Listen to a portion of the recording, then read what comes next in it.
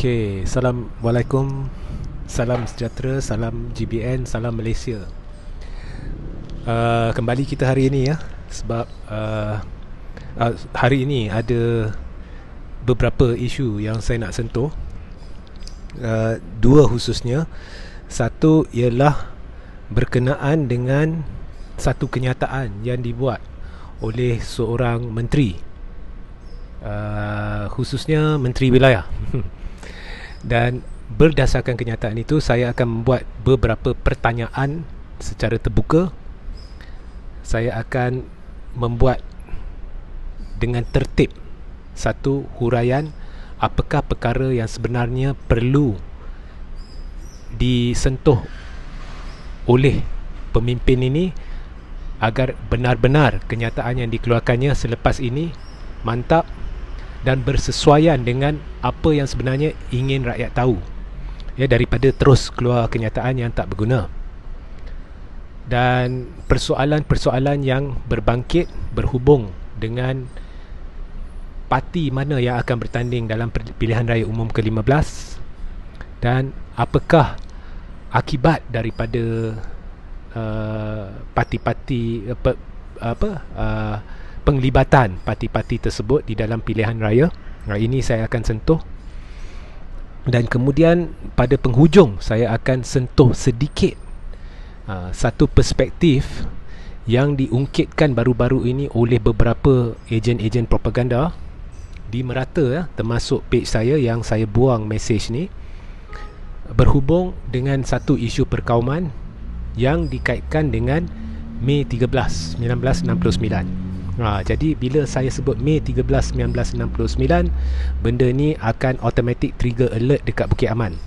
Jadi saya harap Bukit Aman mendengar sidang ini dan ambil langkah-langkah yang sewajarnya. Baik, saya mulakan.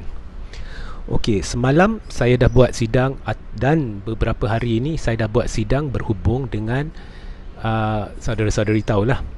Saya dah banyak cerita perpecahan Melayu Islam yang menjadikan saya frust, menjadikan saya marah dengan pemimpin-pemimpin Melayu Islam, khususnya yang kita dulu perjuangkan. Okey, yang lah ni tengah bergelut kuasa, khususnya tim A UMNO. Ada juga pentaksub ni yang marah dengan saya. Itu sebenarnya saya terpaksa dalam isu inilah pentaksub ni, saya terpaksa berhati batu, terpaksa dengan ambil sikap I don't care. Sebab akhirnya sikap pemimpin-pemimpin inilah yang menyebabkan perpecahan, dan benda ni sebenarnya terus terang saya nak beritahu dah terlambat. Okey, jadi tapi benda tu semua saya dah cerita. Hari ini saya nak masuk satu isu baru. Saya tak akan ungkit lagi untuk hari ini tim A ada ni, tim B ada ni. Itu saya tak akan ungkit sebab benda ni saya dah cerita panjang lebar. Jadi hari ini saya akan cerita babak pilihan raya dan parti-parti yang bertanding dan masalah-masalah yang berbangkit dan akan berbangkit dan natijahnya. Okey. Jadi susulan daripada sidang-sidang saya, satu perkara yang saya jelas dapat buktikan ialah kegagalan UMNO, khususnya tim A, sebab kebanyakan atau hampir semua atau semua kenyataan yang dibuat berhubung Perikatan Nasional ni sebenarnya adalah dari pemimpin-pemimpin tim A. So ini tim A dan juga kumpulan-kumpulan cyber trooper lah, penulis lah, blogger lah, ialah kumpulan-kumpulan layer kedua tim A ni. Semuanya tengah yang layer kedua ni tengah marakkan propaganda. Layer pertama iaitu pemimpin ni keluarkan kenyataan berhubung Perikatan Nasional, dan saya pun dah jelaskan dengan terperinci, dah buat analisis terperinci, dah buktikan bahawa nombor satu, UMNO sebenarnya beri banyak kenyataan berhubung kait UMNO dengan Perikatan Nasional, tetapi kenyataan-kenyataan ini tidak berguna. Ianya sama seperti UMNO tidak pernah keluar kenyataan. Sebab pada satu ketika kami sokong Perikatan Nasional, pada satu ketika kami bukan sebahagian daripada Perikatan Nasional, pada satu ketika cuma keahlian kami dalam kerajaan adalah sebagai ahli Dewan Rakyat, dan perkara itu sebenarnya satu kenyataan yang langsung tidak bermakna dan tidak perlu disebutkan, sebab sememangnya keahlian mana-mana individu di dalam kerajaan adalah berdasarkan keahliannya dalam Dewan Rakyat, bukan parti, sebab Perlembagaan Persekutuan buta parti. Jadi apa yang disebutkan sebenarnya adalah satu helah, sebab apa yang dia sebutkan adalah perkara yang memang dah termaktub dalam Perlembagaan Persekutuan. Okey. Jadi sehingga hari ini satu ayat tidak boleh keluar dari UMNO, khususnya tim A, iaitu kami adalah sebahagian dari Perikatan Nasional. Tidak clear. Sampai hari ini tak clear. Kenyataan yang paling dekat yang dikeluarkan oleh UMNO setakat ini adalah kami hanya bersama Perikatan Nasional. Bersama tu apa? Maksudnya kami hanya bersama Perikatan Nasional sehingga PRU 15. Itu jelas dikeluarkan. Tetapi nampak ada persengketaan sedikit di antara PAS dengan UMNO, sebab PAS keluar kenyataan terang-terang kami bersama Perikatan Nasional menjurus ke PRU 15, dan dalam PRU 15 di mana kami akan bertanding, kami komited dengan Perikatan Nasional dan kami akan bincang agihan kerusi. PAS memang direct dah beritahu. UMNO tak boleh. Jadi hari ini Anwar Musa yang dahulunya saya dah beritahu, dia keluarkan kenyataan yang tidak bermakna. Saya dah tunjukkan dulu mengapa tidak bermakna. Hari ini dia kata kami sokong Muafakat Nasional, sokong Perikatan Nasional. Perikatan Nasional. Ini susulan satu artikel yang saya keluarkan awal pagi tadi. Baik, sebelum saya cerita artikel tersebut, saya nak beritahu Anwar Musa. Kenyataan Anwar Musa serupa, lagi sekali, serupa macam tak buat kenyataan langsung. Pertamanya, saya sokong McDonald. Tapi itu bukan bermakna saya ahli McDonald ataupun staff McDonald ataupun management McDonald. Saya sokong McDonald sebab saya mungkin suka minum kopi di sana. Saya tak makan ayam, so saya suka minum kopi di sana. Coffee without sugar. Okay, you should try that, Anwar Musa. It's very tasty. Okay, so saya minum kopi di sana. Tapi itu bukan bermakna saya ahli McDonald's secara rasmi ataupun saya ahli management dia ataupun apa. Okay, so Anwar Musa kata kami sokong Perikatan Nasional. Memanglah sokong. Kalau tak sokong, macam mana boleh tertubuhnya kerajaan, macam mana boleh tertubuhnya Perikatan Nasional? Masalahnya sekarang bukan sokong tak sokong, malah benda ni dah dinyatakan dalam satu MOU. Dan MOU tu pun bukannya MOU betul. Itu adalah pengumuman merangka satu MOU. Belum lagi nak buat MOU mengatakan UMNO adalah sebahagian dari Perikatan Nasional bersama PPBM ini. Belum, tak ada, tak wujud. Apatah lagi pendaftaran Perikatan Nasional di ROS. Muafakat Nasional pun tak didaftarkan. Dan saudara-saudari boleh rujuk dalam YouTube video-video yang lepas saya buat berkenaan dengan MCA, 3 video, bagi membuktikan ataupun mengutarakan hujah, menunjukkan sebab sebenar UMNO tidak boleh mendaftarkan Muafakat Nasional adalah disebabkan MCA. Cuba rujuk hujah-hujah saya di sana, dengan sejarah kemasukan China dan sebagainya, sejarah penubuhan MCA, sejarah DAP, mengapa DAP dengan MCA tak ada beza dan sebagainya, semua dah dihuraikan di sana. Jadi rajin-rajinlah rujuk. Okey, so kita berbalik pada kenyataan Anwar Musa. Jadi kesimpulannya, disebabkan artikel saya, dia keluar kenyataan ni serupa dengan dia duduk rumah tak payah keluar kenyataan langsung. Faham? Okey, apa yang UMNO Tim A ni, perkara yang begitu senang boleh dilafazkan dalam satu sidang media yang sampai hari ini nampak sangat UMNO berat, Tim A ni berat untuk menyatakan perkara ni. Yang PAS dah nyatakan ialah nombor 1, adakah UMNO sebahagian daripada Perikatan Nasional dari segi keahlian, iaitu UMNO sebagai sebuah parti. Kerajaan korang dah sebut memang penlibatan adalah sebagai ahli Dewan Rakyat. Itu sebenarnya satu kenyataan yang bodoh, sebab itu memang termaktub dalam perlembagaan. Mana-mana individu yang terlibat dalam kerajaan adalah berdasarkan keahlian dia dalam Dewan Rakyat. Okey. Jadi adakah UMNO ahli Perikatan Nasional? Adakah UMNO, nombor 2, soalan nombor 2, adakah UMNO bersetuju kerana hari itu PAS membuat kenyataan dan dilihat kenyataan PAS adalah mewakili UMNO juga? Sebab dalam kenyataan PAS ada sebut UMNO, iaitu PAS committed dengan Perikatan Nasional sekarang dalam PRU 15 dan akan bincang agihan kerusi sebagai ahli Perikatan Nasional bersama rakan-rakan dalam Perikatan Nasional. Apakah UMNO setuju dengan perkara itu atau kalau tak setuju, jawabnya satu sajalah. Maknanya dalam PRU 15 UMNO tidak bersama PAS, UMNO tidak bersama PPPM. Nombor 3, inilah jawapan yang kita nak, terus terang, clear. Mengapa tak boleh? Itu saya tanya berulang kali, mengapa tak boleh? Mengapa berat lidah? Ataupun mungkin lidah Anwar Musa ni ada tulang, jadi dia kena berhati-hati bila dia cakap. Tak boleh selalu bercakap sebab lidah tu tak boleh bergerak dengan lancar. Macam mana? Nombor 3, jelaskan kepada kami mengapa berat sangat Perikatan Nasional untuk didaftarkan. Mengapa setelah tunggang Muhyiddin, setelah tunggang Azmin, tak boleh nak mendaftarkan Perikatan Nasional sebagai entiti rasmi, sedangkan itulah konsep penyatuan yang lebih menyeluruh. Nombor 4, mengapa tidak didaftarkan Muafakat Nasional di ROS?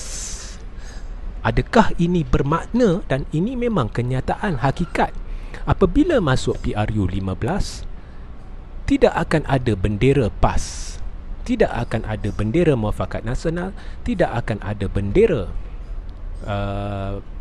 Perikatan Nasional, hanya bendera Barisan Nasional dan Pakatan Harapan, 2 parti yang berdaftar.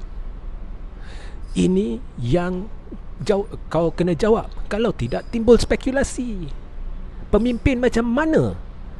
Kalau sedangkan ada korang ni, sedangkan ada spekulasi, korang mendiamkan perkara ni. Jangan dalih lagi. Jawab soalan ni. Jawab soalan ni esok. Terang, bagi terang. Komitmen. Lepas tu buat satu upacara, tanda tangan, komitmen, register Perikatan Nasional. Saya nak tanya, daripada tumbangnya Kerajaan Pimpinan Pakatan Harapan sehingga hari ini, apakah perkembangan-perkembangan dari segi merangka ideologi Perikatan Nasional ke arah merasmikan perikatan tersebut? Ada tak? Sebab saya masih ingat dalam satu sidang media lepas Pakatan Harapan tumbang, Anwar Musa ada berkata benda tu mengambil masa yang lama dan sedang dibincangkan. Jadi apa keputusan perbincangan itu? Atau memang tak ada perbincangan? Inilah yang rakyat nak tahu, inilah yang Melayu Islam nak tahu. Daripada keluar kenyataan-kenyataan yang langsung tidak membawa apa-apa makna. Ia memperbodohkan di rakyat, memperbodohkan Muhyiddin, memperbodohkan semua kepimpinan tertinggi. Baik. Jadi, andai kata ada komen-komen apabila saya bercakap begini, of course, layer kedua ni akan hantar trooper dia untuk berak, kencing dan sebagainya. Itu biasalah. Okay? Dan sekarang propaganda mereka dah masuk tahap psycho sebab mereka tahu saya ban. Jadi dah masuk tahap kedua. Oh, no freedom of speech lah, inilah. Bagi saya jawapan saya satu je kepada tim propaganda ni. Porah. Jauh-jauh dengan saya. Tak, korang ni memang sampah. Ejen-ejen propaganda ni yang diupah, yang ditaja, korang ni memang sampah. Terus terang I beritahu, korang ni memang sampah. Okay? Dan saya akan treat you macam sampah. Okay? Bukan saya arrogant. Sebab korang ni memang penyebab perpecahan, penyebab ketaksuban, penyebab propaganda, penyebab berita palsu. Koranglah bertanggungjawab. Ya? Jadi saya akan buang. Okay. Dan saya tak ada belas kasihan kepada korang. Langsung tak ada, zero. Okay. Jadi from one Muslim to another, insaf lah, bertaubat lah, perbarui iman korang. Ya. Okey. Jadi sekarang saya nak cerita. Andai kata PAS, ada orang komen. Ini komen orang betul-betul genuine lah. Saya faham perasaan audiens saya ni, sebab mereka terguris, hati terguris, saya faham, dan terluka. Jadi mereka nak cari alternatif. Jadi mereka kata, tak apalah, PAS guna logo dia sendiri. Saudara-saudari, jika PAS menggunakan logo sendiri dalam PRU 15 setelah diumumkan penubuhan muafakat nasional, kalau sebelum PRU 14, pada ketika itu muafakat nasional tak wujud, memang ada permuafakatan atau kesefahaman atau kerjasama dengan antara PAS dengan UMNO di kawasan-kawasan tertentu di pilihan raya. Tapi pada masa itu, oleh kerana tidak ada pengumuman muafakat nasional, jadi PAS guna logo sendiri, bendera sendiri, PN guna bendera sendiri, tak jadi masalah. Tetapi selepas PRU 15 dah diwar-warkan muafakat nasional, ini nak dekat dah dengan PRU 15. Jadi harapan Melayu Islam, penyokong UMNO dan PAS ini, yang gembira berlakunya permuafakatan ini, adalah harapan agar permuafakatan ini akan menjurus kepada satu gabungan rasmi yang berkekalan. Jadi andai kata PAS menggunakan logo sendiri dalam pilihan raya nombor 1, okey, yang akan menimbulkan keraguan di kalangan ramai pengundi Melayu Islam akan kebolehan kedua-dua parti itu untuk bekerjasama, ataupun keraguan jika kerjasama itu mampu berkekalan untuk satu jangka masa yang lama. Itu satu. 2, penyokong PAS ni lebih kepada kawasan-kawasan luar bandar, khususnya kawasan-kawasan luar bandar di Perlis, Kedah, Terengganu dan Kelantan. Terengganu dan Kelantan memang satu negeri lah, negeri ini, tapi di Perlis dan Kedah, khususnya di kawasan luar bandar, saham dia lebih tinggi di kawasan luar bandar. Manakala itu UMNO saham dia lebih tinggi di kawasan bandar utama, khususnya di kawasan bandar-bandar utama di Perak, Pahang,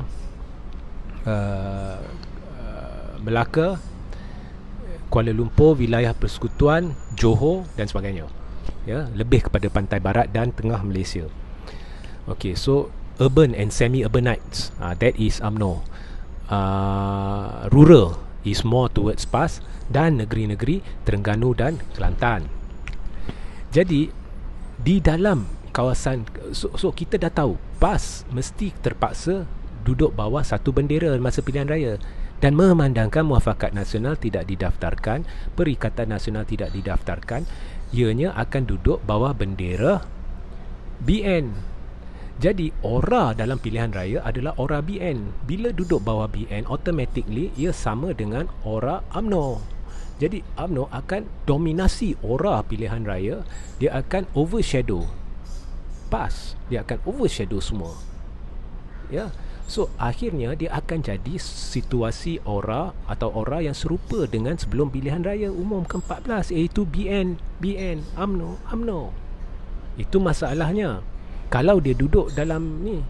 Dan jika PAS duduk dalam pakai bendera BN di kawasan-kawasan luar bandar, khususnya di negeri-negeri Kelantan, Terengganu dan kawasan-kawasan luar bandar di Kedah dan Perlis, di mana majoritinya memang kawasan luar bandar di sana, ramai pengundi Melayu Islam akan rasa kubu-kubu kuat PAS ni, UMNO sebenarnya menceroboh dengan banner Barisan Nasional. Mengapa PAS tak guna logo dia? Akan jadi konflik. Guna pun tak boleh, tak guna pun tak boleh. Guna pun masalah, tak guna pun masalah. Ini satu konflik yang perlu diketahui, yang memang akan wujud sebab masalah pendaftaran. Itulah saya selalu tanya tim A, serius tak serius dengan MN ni? Serius tak serius dengan Perikatan Nasional ni? Okey, nombor 2, di kawasan-kawasan bandar pula, PAS memang sebenarnya suka tak suka, majoriti lah, bukan semua, tapi ramai pengundi Melayu Islam ni sebenarnya dia lebih pada BN. Okey, jadi apabila, sebab dia urbanite dan semi-urbanite, dan dia lebih kepada haluan moden atau haluan sederhana, tengah dan sebagainya.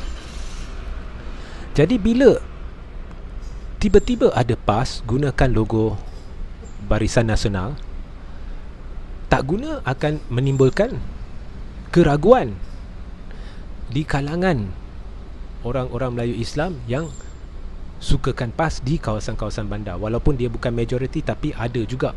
Okey. Manakala itu, kalau dia guna, ia akan menimbulkan keraguan juga sama ada mengapa Barisan Nasional tak daftarkan Muafakat Nasional. Adakah dia serius tak serius? Jadi secara keseluruhan di seluruh Malaysia ni, jangan masuk Sabah dan Sarawak. PAS memang tak ada saham di Sabah dan Sarawak, dan saya akan sentuh benda tu. Jadi akan berlaku masalah besar perpecahan undi Melayu Islam. Siapa yang untung? Ini akan menguntungkan blok kuasa ketiga Tun Dr. Mahathir Mohamad. Okey. Dan benda ni sebenarnya PAS tahu, kepimpinan tinggi PAS tahu, Majlis Syura tahu, dan benda ni tak boleh solve. Dan benda ni sebenarnya dah terlambat dah. Dah terlambat. Benda ni akan terjadi. Masalah ni akan terjadi. Okey? Ini satu. Dua, kalau kita tengok PRK yang diadakan, saya dah cerita dalam satu sidang sebelum ni, PRK tidak semestinya menjadi penentu kepada PRU. Ini memang dari tradisi, memang diketahui oleh semua pemimpin. Keputusan PRK tidak menjadi penentu kepada PRU. Jadi boleh rujuk pada sidang-sidang saya yang lepas. Apapun, 3 daripada 5 PRK yang diadakan sama ada di kawasan luar bandar ataupun semi bandar, iaitu urban atau semi urbanite, ya, Semenyih, Kimanis dan Cameron Highland, dan 2 daripadanya diadakan di kawasan bandar. Satu tu tak payah kira, Port Dickson. Itu walk over lah Anwar. Jadi kita kira 4 sahaja. Okey, kita kira 4, 1 di bandar, 3 di kawasan luar bandar, atau kita boleh katakan semi bandar lah. Okey. Dan saham PAS di kawasan luar bandar atau semi bandar ni tinggi. Saham PAS di kawasan bandar compare dengan luar bandar lebih rendah. Okey. So di 3 kawasan luar bandar ni memang asalnya kubu kuat BN. So BN memang akan menang. Dan pada masa itu isu Muafakat Nasional belum didaftarkan, tidak jadi masalah kerana PRK ni diadakan dah lama.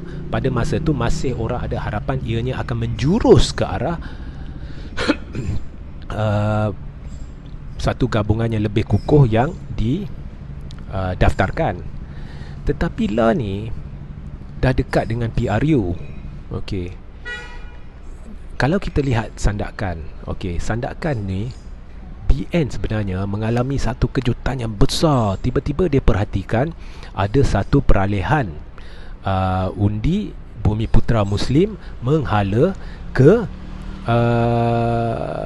DAP, dan pada ketika itu sentimen anti DAP itu cukup tinggi. Jadi orang terkejut, ya, mengapa PRK ni di Semenanjung ni boleh memihak pada BN. Sebenarnya yang tu kubu kuat BN, tapi di Sabah memang PAS tak ada saham. Dan yang lebih mengejutkan, ada peralihan undi Bumi Putera Muslim ke arah DAP pada ketika sentimen anti DAP memuncak. Jadi di Sabah pada masa itu UMNO Sabah membantu PPBS dalam kempen. Dan di dalam kempen tu UMNO Sabah tidak berani sebut Muafakat Nasional. So saya faham, sebab memang konsep Muafakat Nasional tidak boleh dibawa di Sabah, tidak boleh berjaya di Sabah. Saya faham. Tapi, dan saya dah jelaskan, PRK yang lepas tu diadakan dah lama dah. Jadi masa tu orang masih menaruh harapan sebab PRU lambat. Tapi lah ni PRU dah dekat, dan kita ada pilihan raya kecil di Chini. Saya perhati di Chini pun sampai hari ini dalam kempen-kempen konsep Muafakat Nasional sebenarnya tidak diterapkan dengan sepenuhnya. Konsep Perikatan Nasional tidak diterapkan sepenuhnya. Walaupun ada pemimpin beritahu media, oh ini akan menjadi ujian kepada Barisan Nasional, kekuatan Muafakat Nasional, itu hanya setakat beritahu media atau tulis di Facebook. Di kempen-kempen dia tidak diterapkan sepenuhnya. Percayalah. Mengapa takut? Hanya diwar-warkan Barisan Nasional, Barisan Nasional, Barisan Nasional. Sebab orang lah ni dah dekat dengan PRU, orang akan tanya, bila PRU nanti PAS duduk bawah bendera siapa? BN duduk bawah bendera siapa? Adakah BN masih duduk bawah bendera BN ke? Adakah BN masih duduk bawah bendera Muafakat Nasional ke Perikatan Nasional? Tapi macam mana BN dengan PAS nak duduk bawah bendera Muafakat Nasional dan Perikatan Nasional sedangkan kedua-dua entiti ini tak didaftar? Dan jika PAS tak duduk bawah bendera Barisan Nasional, akan jadi kekeliruan. Orang akan tanya sama ada PAS dengan UMNO ni mampu bersatu ke tidak. Jika dia duduk bawah bendera BN pun akan jadi kekeliruan. Orang akan tanya mengapa di kawasan-kawasan luar bandar orang akan ragu-ragu, orang akan marah mengapa BN nak serbu masuk, padahal sebenarnya ini kubu kuat PAS, kita tak perlu BN. Kalau kawasan-kawasan bandar, dia akan kata ini sebenarnya helah BN dari awal sebab dia tak daftarkan Muafakat Nasional, sebab tu PAS terpaksa duduk bawah bendera BN. Jadi pandang kiri kanan dah ada masalah besar, dan untuk makluman saudara-saudari, ianya tidak ada penawar. Ini semua angkara permainan beberapa pemimpin yang terlalu sibuk mencatur dan terlibat dengan tim A. Okey. Jadi inilah lagi satu perpecahan dalam undi Melayu Islam yang bakal menguntungkan pihak kuasa ketiga. Itu yang saya nak sampaikan hari ini. Dan saya sarankan Anwar Musa jawab. Saya dah bosan dah nak minta pemimpin ini, pemimpin tu. Jadi oleh kerana Anwar selalu suka keluarkan kenyataan, sebaik selepas saya buat satu artikel atau apa-apa, Anwar lah jawab. Yang 5 poin, yang soalan yang saya tanya pada awalnya. Senang saja. Itulah yang orang rakyat nak tahu. Takkan nak makan masa berbulan-bulan nak jawab benda tu. Tak logik. PRU dah dekat. Semalam ada pemimpin dah cabar Muhyiddin untuk bubar parlimen, sedangkan semua perkara ini iaitu bersangkut dengan pendaftaran Muafakat Nasional, Perikatan Nasional dan sebagainya masih belum dibincang, diputuskan. Tak masuk akal. Itu mencabar Muhyiddin tu, kira menghina Muhyiddin. Perdana Menteri sendiri tak buat kenyataan, ini mereka dah cabar. Nampak sangat tim A sebenarnya akan kena ramai akan kena getah. Ramai akan kena getah. Okey.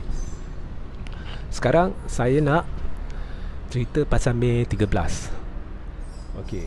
Jadi ini kebelakang, sejak DAP tidak lagi berada dalam kerajaan, saya tengok kumpulan propaganda ni dah hilang modal.